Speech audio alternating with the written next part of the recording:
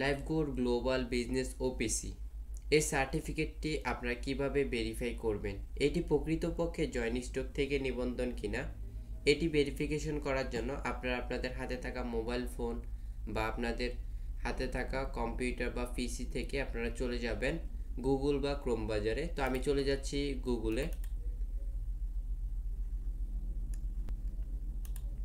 গুগলে চলে আসার পর আপনারা এখানে সার্চ বারে বা টাইটেল বারে টাইপ করবেন কোম্পানি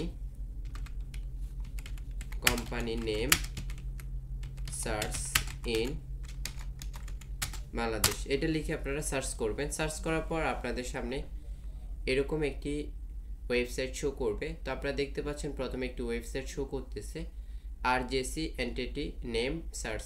আপনারা প্রথমে যে ওয়েবসাইটটি রয়েছে এই ওয়েবসাইটে ক্লিক করবেন। ক্লিক করে দেওয়ার পর আপনাদের সামনে এরকম একটি ইন্টারফেস চলে আসবে।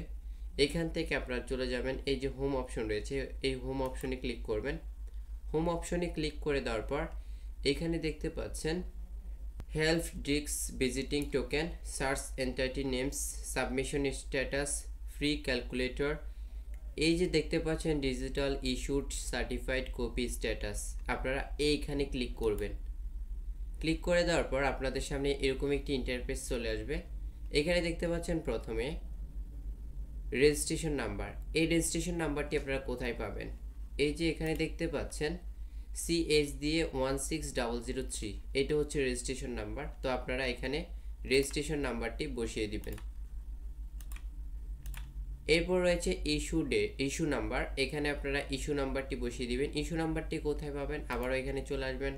আসার পর এই যে উপরে দেখতে পাচ্ছেন ইস্যু নাম্বার 461986, এখানে আপনারা আবারও সেমভাবে এখানে ইস্যু নাম্বারটি দিয়ে দিবেন। তো আমি দিয়ে দিচ্ছি। এরপর ইস্যু ডেট, এখানে আপনারা ইস্যুর যে ডেটটি রয়েছে সেটি দিবেন। এই ইস্যু ডেটটি কোথায় পাবেন? এখানে চলে আসবেন আবারও।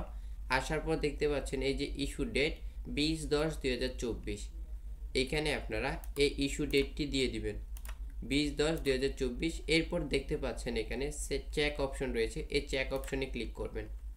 দেখেন লাইফগুড কোম্পানির যে সার্টিফিকেটটি রয়েছে সেটি আসলে জয়েন্ট স্টক থেকে নিবন্ধিত রয়েছে। এই যে আপনারা সকল তথ্য দেখতে পাচ্ছেন, entity name Lifegood global business OPC.